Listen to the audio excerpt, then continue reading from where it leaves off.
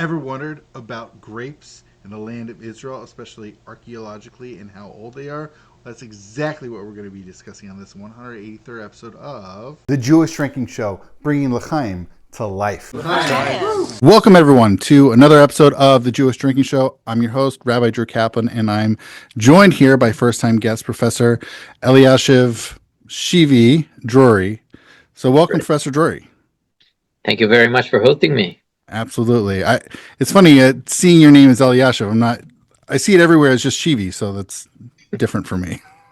Yeah, my sister, my eldest sister, decided my name is Shivi when I was about 5 years old. And it's stuck. And from there on, it stuck. So no one except my mom, when she's upset, calls me Elyashiv.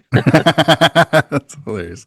Yeah. That's great. All right. So for those less familiar with Professor Drori, he is a professor of chemical engineering and biotechnology at Ariel University, heads the university's Samson Family Wine Research Center, Israel's premier academic institute dedicated to grapevine and wine research. Obviously, it's going to play a big part into our conversation today.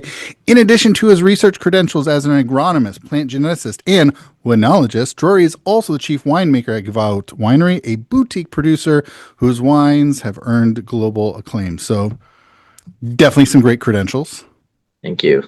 Absolutely. All right. So today we're talking about various, and I don't know that a lot, certainly outside of Israel, how well known it is that there are some, I guess, native wine grapes to Israel. And the one piece, like, I think some people who might kind of be in the know in the 19th century, some vines were brought over from France, right? Is that true? Yeah. Yeah. But I don't think it's widely known that there's actually some natively growing grapes that we have even to this day. So, you know what? I don't know which grapes are. You know what? Let's start with this. I like chronology. How'd you get started into that? How'd you decide to research and look into that? Okay, so actually, it's a good starting point. As you said, I'm an owner, partner at Gva'ot Winery, and I'm also the winemaker. And about 20 years ago, when we first started, I saw that around the winery we have some very ancient-looking grapevine growing. They were not planted by us. They were there much before we started. They looked like maybe 100 years old.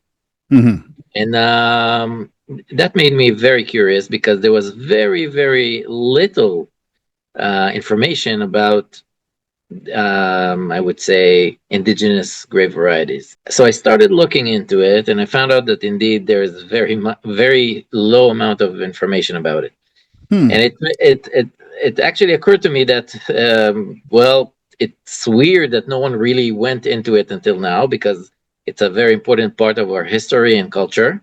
And I'll get to it in a moment, but okay, maybe I'll be the one. So I started looking deeper into it, and I found out that indeed there were a few collections, very, I would say, poorly maintained, and no one was really interested in that.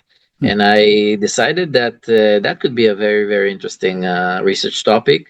That could actually maybe become a lifetime research topic, and can actually have a great impact. And I did not know how big an impact it will do when I started, but definitely it looked very interesting to me. Let's go back in history, and we'll understand why there were so few grape varieties found in at the time. We're talking about 2011. Why there were so few? We're talking about modern times. You should expect that someone will do something about it. But we'll go back. We'll go back to about 1,300 years ago. So even if we go back like 4,000 or 5,000 years ago, the Holy Land, the place we're living in, part of the Levant area, was very well known for its wines and grapes. The grape is one of the Shivat Aminim, so it is a very important species native to the land. And in the book of Deuteronomy, it's one of the seven in the book. It's in the book of Deuteronomy. Exactly. So we know that it was a very important part of culture, of religion. We know that our whole religion is based on wine. We start as a baby with getting some wine into our mouths after the brit. Mm-hmm. The kiddush is done on wine, or chagim is done on wine, havdalah is done on wine. Mm-hmm. We do kiddushin on wine. So everything is about around wine, and wine has so many special blessings and everything. I don't know that listeners of the show need to be convinced. Yeah. Yeah. So wine for Jews, it looks like obvious that it's Mm-hmm. part of our culture. And it was not just part of the culture, it was actually one of the most basic foods. Okay, so Mm-hmm. about 20% of the calories of people around 2,500 years ago came from wine and grapes, which is a lot. If you think about it today, how many of our listeners actually consume so much of the grape and its products? Right. So definitely it was very, very central and important. About 1,300 years ago. Wait, before we get to 1,300 years ago, I'm kind of Okay. curious, for your research, was there not much documented, even in, obviously I'm showing my bias. I love Talmudic stuff and rabbinic stuff. Is there not much in any of the Talmuds or anywhere else in rabbinic literature documenting different types of specific grapes, or that just wasn't something they documented? Not really. Unfortunately, not really. Okay. We know that there is Yain Shomroni, Yain Carmeli. Mm. There are names, but they're basically the areas and not really a variety. Maybe a variety was connected to a specific area. Mm-hmm. We know that there are white wines and red wines. We know there is in Masechet Shabbat Yain Gordali, Yain Chardali. So there were types of wine, but putting them into varieties as we define them today is almost impossible. Wine was all over. It was exported. It was produced in huge quantities. It is found that the Judea and the Gaza, Ashkelon wines are found all over the ancient world. So it was a huge production. It was a very important part of culture, of religion, of everything. Yeah. Until the Muslim came. And until the Muslims come. Okay, so the Muslims come at the 7th century. They start occupying the whole region. And as the starters, they were not so strict about wine. It was still, it was building up. They didn't really know. They didn't develop their Torah Shebel Peh yet. So they were allowing wine and even drinking wine at the time.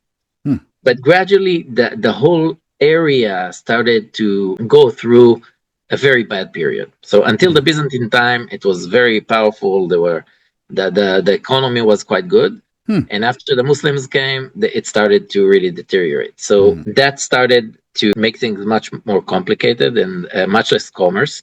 And as you know, it switched hands. It went into the Christian hands, then the Muslim hands. Finally, at the 13th century, the Mamluks came in, and they were very, very strict.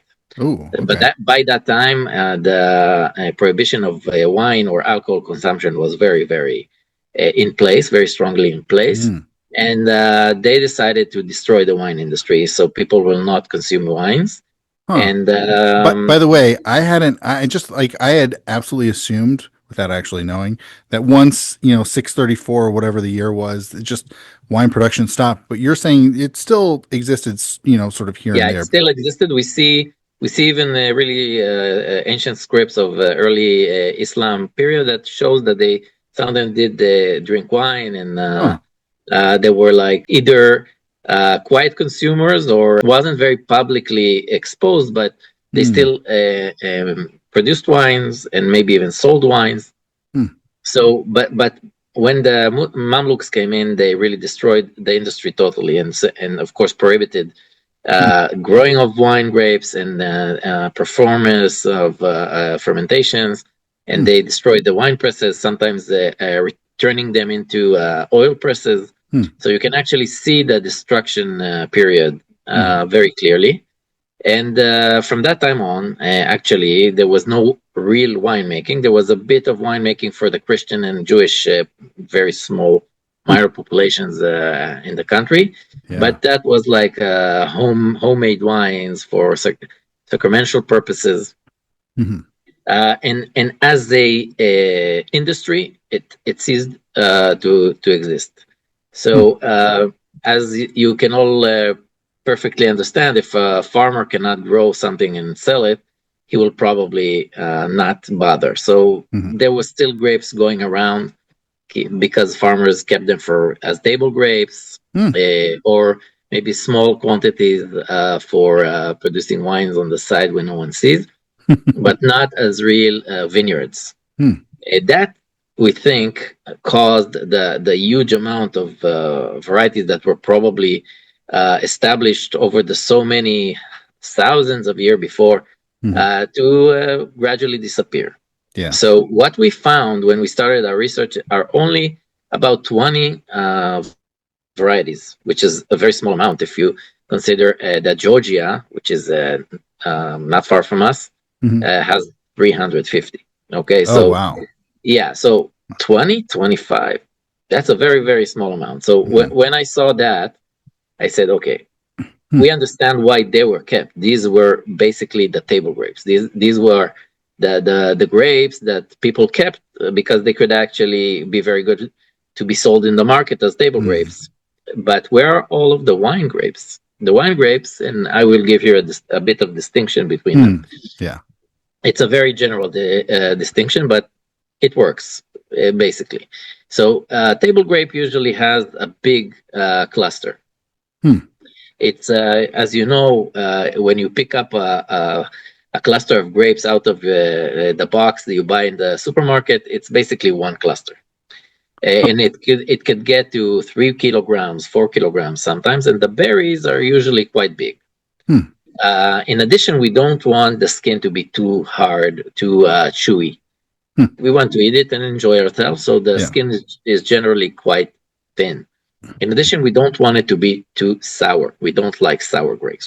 We Mhm. much prefer to eat sweet grapes. Yeah. So, yeah.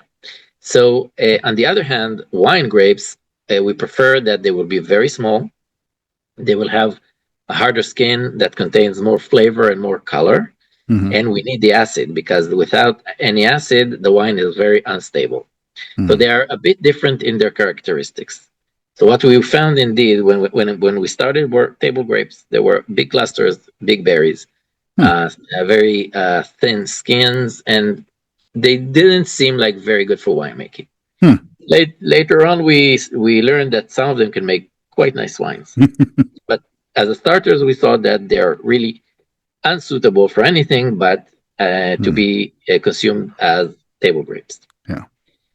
But we thought maybe if we go around the country, maybe some of these Hmm. neglected wine varieties were set aside, but maybe they were still maintained and kept in the wild, and we can find them, and then we will have a few wine varieties from our ancestors waiting for us in the wild.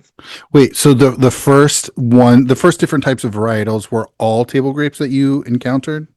Basically, yes, and they Okay. were kept in two collections. One in the Sataf. Sataf is a beautiful place that Kakal holds in Hmm. the mountains of Jerusalem. Hmm. So they had a collection of indigenous grape varieties, which was a small amount of varieties. And another place is in Neve Yaar, kept by Professor Doron Holland. It was a bit more varieties, but most Which of them were very similar to the ones we found in Sataf. So which areas? Sadaf, I imagine, is like Judean yeah, Hills, Neve Judea. Yaar. Neve Yaar is the western part of Emek Israel. Okay. And it's a station of the Ministry of Agriculture. Hmm. So in these two places, we found these collections. We genotyped them, meaning that we took samples, we produced DNA, and we found out that genetically, a lot of these varieties are actually the same variety with different names. Hmm. So Wait, really quick basically, question. Really quickly, I just yeah, want to confirm. Emek Yisrael, is that a little more Golan? Or I mean Galil? Lower yeah, Galil? it's let's say it's the southern part of Galil, The lower Galil. Okay. last part of Galil between or let's say closer to Haifa, Okay. the end of the of Emek Israel towards Haifa.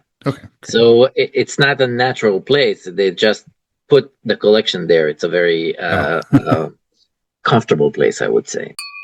So seeing that, we started to plan for a very wide survey of the country, Mm-hmm. trying to go into the wilds and finding feral grapevines growing around, and to try and find maybe one or two or three or five, I don't know, will Mhm. be these ancient varieties we're looking for. Really quickly, before you started looking for the feral ones, how many had you actually encountered? Like 1, 2, 10? No, How no, many? we encountered in the collection 25. Oh, that was before you started searching. Yeah, that was before we started searching, and we said, okay, that's not good enough. Okay, we don't have here real wine grapes. So we want to find Okay. real wine grapes. Yeah. Okay, so going out into the wilds, we encountered gradually after a few years of work. Oh, wow. We brought into the lab 600 different feral grapevines.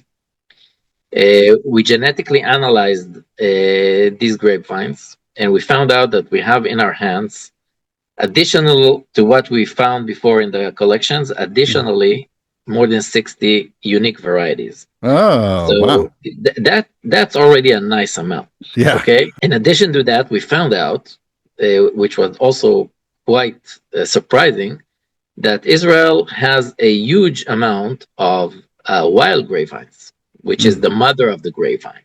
Mm. And it was unknown before. It was quite accepted that Israel is beyond the line of the wild grapevine natural area of growth. Oh, wow. So this is all in the last like 10, 15 years, these discoveries? Last 10, 15 years. Wow. And we found out that a huge amount of these wild grapevines growing mostly in the north. So it's between, I would say, the Lebanese border and the middle of the Kinneret Lake, not inside the water, of course, but on the banks. Yeah. So that's in the Golan Heights and some in the Western Galilee, but basically this region, very close to water sources. So that's also something that was very surprising for us. Gradually, when we started... what was so surprising about encountering them near water sources? You think about grapevine, you usually say, okay, it can grow in any condition. Grapevines can grow even in the desert. We'll get to that in a minute. We found grapevines growing in the desert. Oh, really? Yeah, so finding these wild grapevines only near water sources, that was interesting. It means that the natural state of grapevines actually needs a lot of water. And the later forms that developed were actually made to be resistant to drought stress. Oh, wow. Which is very interesting. Yeah. So anyway, when we started to genetically analyze our unique varieties, as I said, we found more than 60 unique varieties, and that made already what we call a population. So that's becoming a big thing. So you can start doing a lot of things, not just looking at the wine characteristics of these varieties, but doing a lot of other scientific stuff. I'll put it aside and I'll get to it later. Okay. We started bringing those into our nursery and producing plants so we can plant a rescue collection. What is a rescue collection? Unfortunately, Israel is going through urbanization. I don't know if you all noticed, but Israel is a very small place and it's gradually becoming concrete. So the natural areas are dwindling. Sometimes when we find a grapevine and we come a year later to pick it up to get into the collection, it's not there anymore. Oh, no. A big junction was built, a new building was built, and so on. So we understood that we are in a race against the clock, or against the bulldozers. So we started collecting as many of those varieties as we can. And we planted them in the collection. You can see behind my picture here. This is one of the varieties in our collection. So the collection contains 6 plants of each of the varieties we found, keeping them in a safe place that will never be bulldozed. So, and this is, where is it located generally? This is at Ariel University. So it's very close to the university in the Shomron.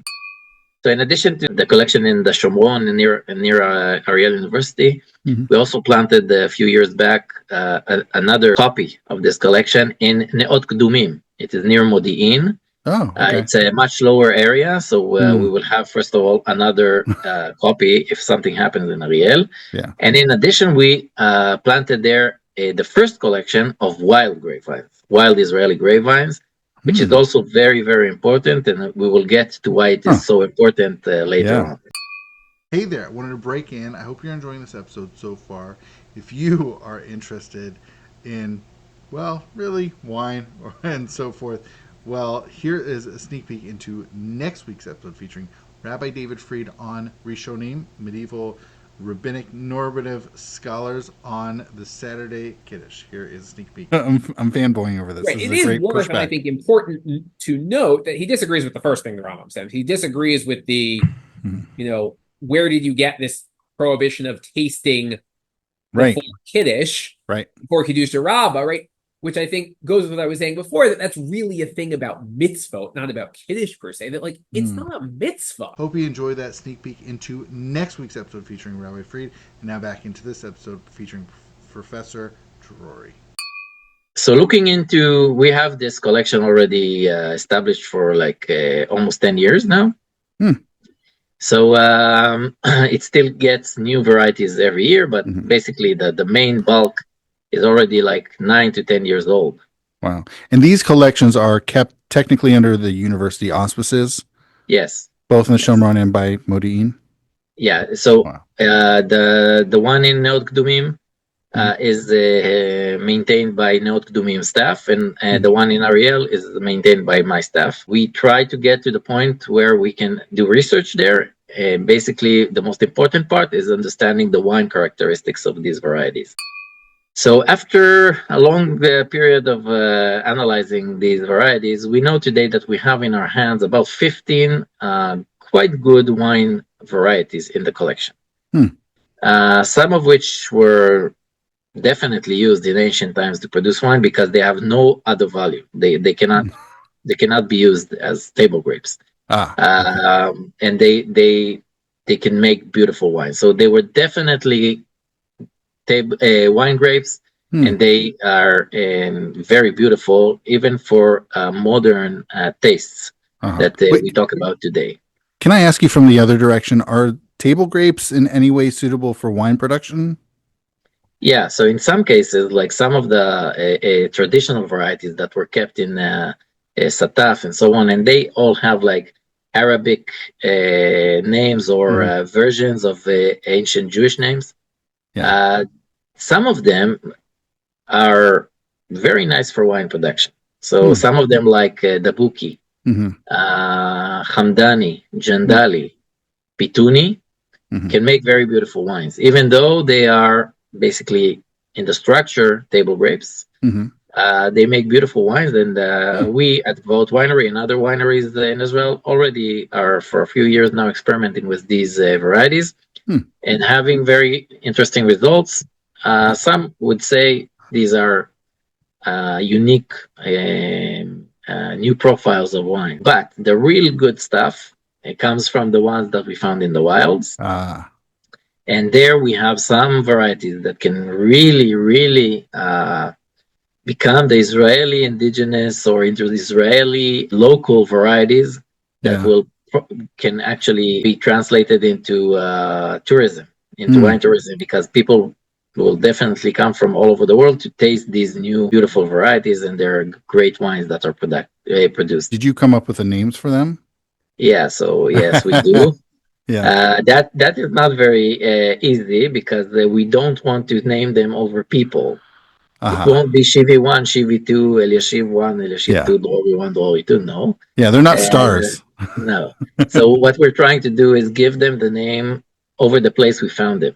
Okay. So in many cases, it's the real name of the place, like Ashkelon and so on.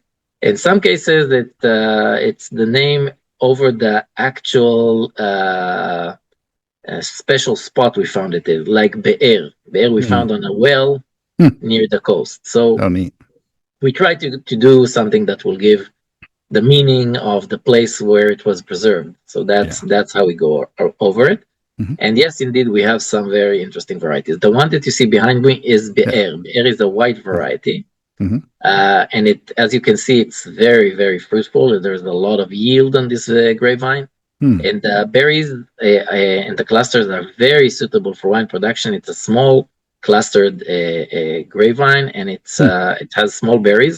Very good for wine production, produces beautiful wine. And not only that, it's also resistant to powdery mildew, which is one of the worst diseases of grapevine, which is also very, very important.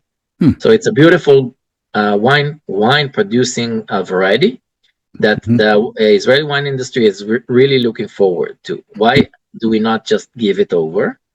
Because we first need to clean it out of viruses or other pathogens that were stuck on these vines for so many years when they were in the wilds. You cannot propagate or make new plantlets from a diseased plant. You have to first get it cleaned, and then you're allowed to put it into nurseries. So we are doing this effort on behalf of the Israeli wine industry. We're trying to help. So we are cleaning them now in my lab for the last 3-4 years, and we already succeeded in cleaning 5 varieties. How long does it take to clean them of viruses? You need to pick up the top of the plant when it's growing in the spring and get 0.2 millimeter of the head of the plant. Then under sterile conditions, you have to put it on tissue culture media and grow it into a full plant. This takes about a year. Then you have to analyze it. And once you get to the clean plants, then you start the process of getting the authorization to put it into the nurseries. It takes some time. Wow. Yeah, but I have to have a lot of patience. we waited for 2,000 years. We can wait a few more years. That's good. Wow. Yeah, so we're trying to actually get it the right way, not just spread the disease around, but get them into the right position, the right place, put them through the normal procedures, and get them to be recognized as varieties in Israel. Hopefully to change the Israeli wine industry and put much more attention into these beautiful new ancient grape varieties. Sounds like you're segueing into the practical wine industry. How many of these have been able to transition to commercial production, and or how have you gone? Like, I know you have your own winery, so how much of it has been yours and how much of it, and I don't know what type of yield so far on these vines that you could really distribute it to other wine. Like, how has that been working so far? No, it's not. We're not working through my winery. Of course, this is part of the university's work. In this matter, we work through the government authorities. So we actually make it available to any nursery that wants, in order to be able to spread it as much as possible around, so people will actually be able to practice it. It will take a few years until the Israeli wine industry really knows how to grow it and how to produce wines correctly out of it. But the potential is huge, right? Okay, because instead of growing European varieties, we're talking about growing our indigenous traditional varieties, which is a totally different story here. So how many of them have made it to be commercially available? So we have right now in the nurseries 3 varieties, and I think that we have 2 more that were cleared but are not yet available. And I hope in about a year we'll get 5 more. So we'll have like 10 at the end of the game. Yeah, we'll have about 10 available, which will be totally open for the public to buy and practice. I'm very excited for all that. And have any wineries started production off of any of these yet? Yes. So, as I said, some wineries practice winemaking out of the traditional varieties. How come? Because they were already planted by the Arabic population for table grapes. So Bituni, Hamdani, Jendali are still grown around Bethlehem and the mountains of Hebron by Arab growers for table grapes. So you can just buy if you want, and some wineries do it. In addition, some wineries put their hands on some of my varieties in not very kosher ways and planted some vineyards, unfortunately, but only for 2 varieties that I know of. One is Yael, and one is Be'er. Uh-huh. So that's fine. I mean, okay, they were unable to be patient anymore. I get it. But that's it, more or less. And the rest are waiting to be cleaned. And hopefully, in a few years, we will have much more of that, and very wide consumption, I hope, of Israeli natural wines. Hello, dear listeners. It's your host, Rabbi Drew. I wanted to break in right now and just say, hey, thank you so much for listening. I really appreciate, or watching, however you're consuming this content. And I'm always open for new ideas, both for specifically the Jewish Drinking Show, whether it's topics, whether it's guests. I'm also looking for other resources that I can provide you with in the Jewish Drinking Project more broadly. Also, I'd really like to offer you the opportunity to sponsor this work. Whether if you want to go to patreon.com/Jewish Drinking, I would greatly appreciate it. And if you have ideas for swag, also, please feel free to send them to me at drew@jewishdrinking.com. All right, thank you so much, L'chaim, and now back into the episode. Have there been any of the varieties that have really stood out to you, or I don't know, really impressed you that you've discovered? Yeah, I will give an example of one white and one red. Oh, perfect. So the white is the Be'er, as I said, the one that is just behind you. my head. Yeah. This is a very, very good white variety. If I had to select some characteristics of a white variety, definitely Be'er would fit very good. There is another variety, which is a red variety, and it's a black variety. It's a very, very dark. It is called Ashkelon, and it was found around Ashkelon. And it has small berries, but the color is so strong that it's not maintained only in the skin like in most black varieties. It actually penetrates into the flesh of the fruit. Very, very dark red. Oh, cool. And it makes amazing wines, and the industry is really, really waiting for that variety to be released. So these two varieties I would say are highlights, and I really, really, really like them. That's very exciting. As some of you know, many of the cultured plants today were domesticated around the Fertile Crescent. Some of them even in Israel, like barley, wheat, and so on. And it was very much accepted in the academic community that grapevine was domesticated around the Caucasus area. So we're talking about Armenia and Georgia. And from there, it spread all around. And they were talking at about 6,000 to 8,000 years ago. A recent paper that we were part of writing that was published in the journal Science, which is one of the most important academic journals, research journals, found out that there were two domestication places occurring almost simultaneously. One in the Caucasus, as was known before, but the second occurred here in the Levant. Wow. And in that research, what was found is that the collection of the Israeli wild grapes, the ones that we found surprisingly in the north of Israel, are the mother, of grapevine. These are actually the population of grapevines that was domesticated, meaning that people came there and they picked the grapes and they said, okay, this we will keep, this we will throw away.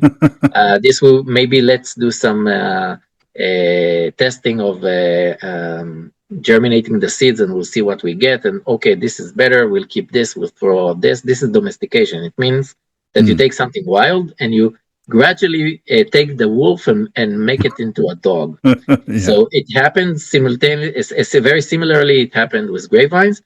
Taking this ancient mother of grapevine, feral growing wild grapes, and selecting out of them the ones that are more interesting. So this happened here. And it happened from actually this surprisingly found wild grapevines we found in the wild. So today, this population of ancient wild grapevines are actually in the center of interest of the academic group working on domestication of grapevines. So indeed, Israel became like one of the centers of interest, and the collections in that matter are very, very much interesting to a lot of people, and there's a lot of collaboration going on because of that, to actually see maybe we can find new genes in these varieties, genes that might have been neglected during domestication, and we can bring them back into the breeding programs of grapevines and do something very interesting for example, for the climate change. And so things like that. So we have a very important treasure in our hands with these collections. So it's not just to do the wines of the King David and King Solomon and rejoice with our ancient wine ancestral varieties, but also a very important part of the history of grape domestication, which is a very important thing in the academic community. That is very neat. At the outset in your bio, I mentioned obviously you have your academic piece, although I also mentioned you're involved with a winery, Gva'ot. So do those ever intersect? Or they, it sounds like from your earlier piece, even just distribution of the wines, or the vines rather, that they are separate. And it sounds like you keep them as really separate entities. Right. Yeah. Basically, I keep them separate. But of course, my interest in the research always flows into my winery practice. Yeah. So yeah, we indeed are very much interested in also pursuing the ancient varieties that are available. So we produce some wines from Jandali and Hamdani, which are traditional varieties, and also from Bituni. In addition, I'm very much interested in, I would say, reconstructing some of the ancient methods of winemaking. So, for example, using clay jars for fermentation. So we started practicing and experimenting with that. I think that, and also by partially drying grapes, like was also done in our region many years ago. So all of those together, indeed, there is some cross-talk between my research and my wine practice, but basically I'm trying to keep them apart. So when I'm at the university in my lab, I do my lab work, and when I go to the winery, I try to do the best wines we can, not necessarily connected to my research. Yeah, very neat. Hey there, I wanted to break in yet again. Although I asked for support in financial ways because it does cost some money to make the hosting happen and other aspects of Jewish drinking happen. So your financial support is definitely appreciated. And don't forget, you can go to jewishdrinking.com/donate. But also, another way of supporting the show and everything that Jewish Drinking does is also to tell your friends, tell your neighbors. If you like this content, if you like this show, maybe people you know also like it. So feel free to let them know, hey, I have this interesting episode I heard, or a few episodes, or whatever it is, or even a few clips. Feel free to share with your friends. All right, thank you so much. Now back into the show. Professor Drori, this has been fascinating. I've learned so much. It's been insightful. And before we go, is there anything you would like to promote? For our American audience, I think it's really, really important for you to know that drinking Israeli wines is not just supporting individual companies in Israel, which is great. It's actually promoting the Hitiyashvut be'eretz Israel. I say it in Hebrew, okay? The settlement. You promote the settlement and making the land of Israel, transforming it from stones and rocks into vineyards. If you would see the gradual planting of grapevines due to the development of wineries, for example, in Yehuda v'Shomron, it's just amazing.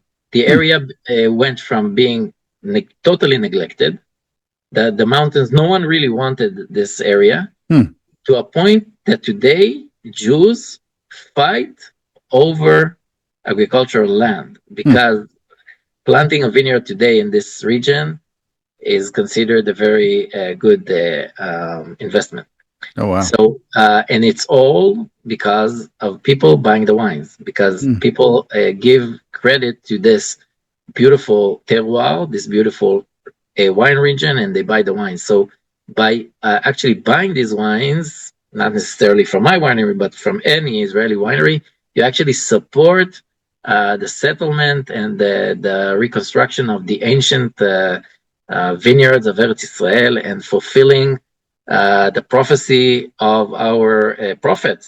עוד תיתיק רמים בערי שומרון, נטעו נוטעים וחיללו. So you could be proud of your part in the revival of the vineyards of Eretz Israel. Amen. All right. Wonderful. Well, Professor Drori, thank you so much. And with that, l'chaim. L'chaim. L'chaim. Thank you very much.